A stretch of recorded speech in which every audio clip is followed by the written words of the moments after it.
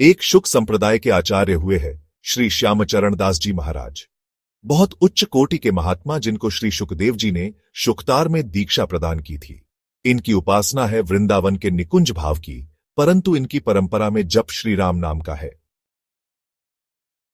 एक बार श्री वृंदावन के रसिकों ने पूछा कि महाराज जी, आपकी उपासना तो है श्री वृंदावन के निकुंज भाव की और आप जपते रहते हैं श्री राम नाम, आप राधे श्याम राधे कृष्ण रटना छोड़कर राम नाम क्यों जपते हैं?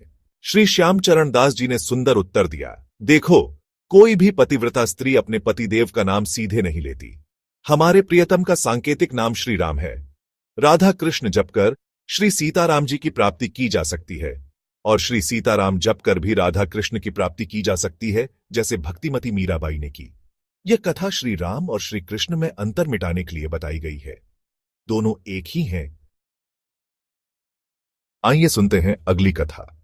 स्वामी श्री अग्रदेवाचार्य जी के एक शिष्य हुए हैं श्री जंगी जी महाराज।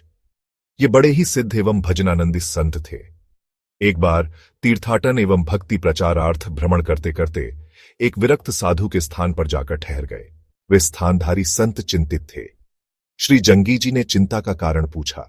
उसका कारण संत जी ने बताया कि उनका स्थान एक यवन यानी मुगल शासक के किले के निकट था। वह किले का विस्तार करना चाहता था, अतः स्थानधारी संत से उस स्थान को छोड़कर चले जाने को कहा गया था। संत अभी अपनी चिंता जंगी जी को सुना रहे थे कि इतने में ही बहुत से यवन आ गए और उन्होंने कहा कि तुम फौरन यहां से जाओ, किले का विस्तार करना है। श्री जंगी जी ने उनसे कहा, तुम लोग जाकर अपने बादशाह से कह दो कि वह हम लोगों के रहने योग्य ऐसा ही दूसरा स्थान बनवा कर दे, तब हम इस स्थान को खाली करेंगे। मदांध यवनों ने जंगी जी की बात पर ध्यान नहीं दिया और स्थान को तोड़ने फोड़ने गिराने उजाड़ने लगे।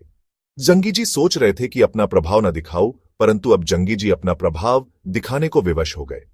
जंगी जी जय श्री राम बोलकर आसन से उठे और किले के पास जाकर उन्होंने उसमें एक ऐसा चरण प्रहार किया कि वह दीवार धराशाही हो गई।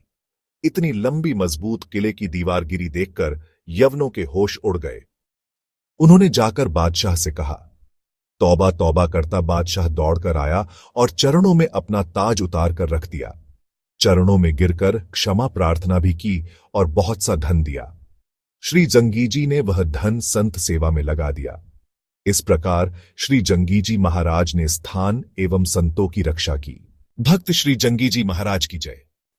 श्री भक्तमाल जी की अगली कथा इस प्रकार है। श्री समर्थ रामदास स्वामी एक दिन अपने शिष्यों के साथ यात्रा पर निकले थे। दोपहर के समय एक बड़े कुएं के निकट एक सघन वृक्ष की छाया में आसन लगाकर वे विश्राम करने लगे। उन्होंने अपने शिष्यों को निकट बुलाया। वृक्ष की एक शाखा कुएं के ऊपर थी।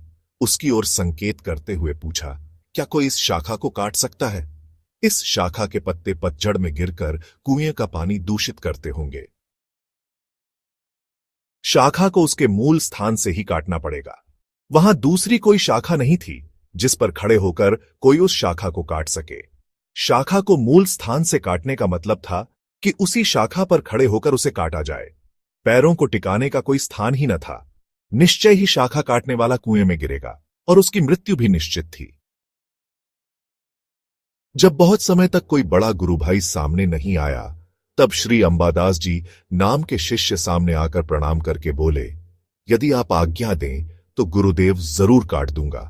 अंबादास ने विनम्रता से कहा। गुरुदेव ने कहा, क्या तुम्हें यह ज्ञात है कि डाल काटने पर तुम गिर जाओगे? अंबादास जी ने कहा, क्या गुरुदेव की आज्ञा पालन करके आज तक कोई गिरा है? समर्थ स्वामी प्रसन्न होकर बोले, तो कुल्हाड़ी लेकर वृक्ष पर चढ़ जाओ और उस शाखा को काट डालो। सभी शिष्य यह आज्ञा सुनकर श्री समर्थ के मुख की ओर निहारते, कभी अंबादास की ओर निहारते, कभी अंबादास की ओर तो कभी उस शाखा की ओर। गुरु की आज्ञा पाते ही उसने अपनी धोती बांधी और कुल्हाड़ी लेकर वृक्ष पर चढ़ गया। उसी शाखा पर खड़े होकर उसने कुल्हाड़ी चलानी शुरू कर दी। श्री रामदास स्वामी ने फिर परीक्षा लेने हेतु कहा, सोच समझकर विचार करना, ऐसे डाल काटने में तो तू कुएं में चला जाएगा। परंतु इस बार भी वह नहीं डरा। उसने कहा, गुरुदेव, आपकी महती कृपा मुझे संसार सागर से पार उतारने में पूर्ण समर्थ है। यह कूप किस गणना में है? मैं तो आपके आशीर्वाद से सदैव सुरक्षित रहा हूं। यदि इतनी श्रद्धा है तो फिर अपना काम करो। श्री समर्थ ने आज्ञा प्रदान कर दी। शाखा आधी से कुछ ज्यादा ही कट पाई थी कि टूटकर अंबादास के साथ कुएं में जा गिरी। सभी शिष्य व्याकुल हो उठे, परंतु स्वामी समर्थ रामदास शांत बैठे रहे। उनमें जिसकी इतनी श्रद्धा है उसका अमंगल संभव ही न था। अंबादास जैसे ही कुएं में गिरा तो श्री राम जी ने उनको धर लिया। अंबादास जी को कुएं में अपने इष्ट देव भगवान राम का प्रत्यक्ष दर्शन हुआ। शिष्यों के प्रयास से अंबादास को कुएं से निकाला गया तो वह गुरुदेव के चरणों में लेट गया। आपने तो मेरा कल्याण कर दिया। श्री समर्थ रामदास जी ने कहा, कल्याण तो तेरी श्रद्धा ने कर दिया, तू अब कल्याण रूप हो गया। तभी से अंबादास जी का नाम कल्याण स्वामी हो गया। धन्य है महान गुरु भक्त श्री अंबादास जी महाराज। जय जय श्री सीताराम। श्री भक्तमाल जी की अगली कथा इस प्रकार है। श्री किल्हदेव जी के एक शिष्य हुए जिनका नाम श्री चतुरदास जी था। श्री चतुरदास जी संत एवं तीर्थ दर्शनार्थ भ्रमण करते रहते थे। एक बार संत जी एक गांव के समीप एक वृक्ष के नीचे जाकर ठहरे। संत जी ने वहां पर आसन लगा दिया और भगवान नाम जप करने लगे। ग्रामवासियों ने आकर संत जी से कहा, महाराज, यहां न ठहर कर आप किसी दूसरे स्थान पर ठहरें, यहां एक अत्यंत प्रबल प्रेत का निवास है। संत जी ने पूछा कि वह क्या करता है, तो लोगों ने बताया कि यहां रहने वाले को बहुत कष्ट देता है। भैंसा, सिंह, हाथी आदि रूपों को धारण करके डराता है और फिर ऊपर ले जाकर पटक देता है। इस तरह वह किसी को जिंदा नहीं छोड़ता, मार ही डालता है। संत जी ने आसन लगा दिया था। अब जहां एक बार आसन डल गया वह डल गया, उठना उचित नहीं समझा। श्री चतुरदास जी भगवान राम के अनन्य भक्त थे। सर्वत्र सब में अपने प्रभु को ही देखते थे, अतः निडर थे। रात में प्रेत भ्रमण करके आया तो प्रेत ने इन्हें देखा। संत जी का वैष्णव तेज इतना प्रचंड था कि उनके समीप तक नहीं आ पा रहा था। इनके तेज से भयभीत होकर इनसे दूर ही रहा। गांव के चारों ओर चक्कर लगाता रहा और चिल्लाता रहा कि यह जगह तो हमारी है, साधु बाबा ने अपना आसन लगा लिया, अब हम कहां जाए। लोगों ने उसका प्रलाप सुना। प्रातःकाल आकर देखा तो संत जी अपने भजन पूजन में व्यस्त थे। सब समझ गए थे कि संत जी उच्च कोटि के महापुरुष है। सबने प्रार्थना करी कि प्रेत पीड़ा से कैसे मुक्ति मिले। संत जी ने कहा, तुम सब इसीलिए डर रहे हो क्योंकि तुम लोग भगवन नाम नहीं जपते।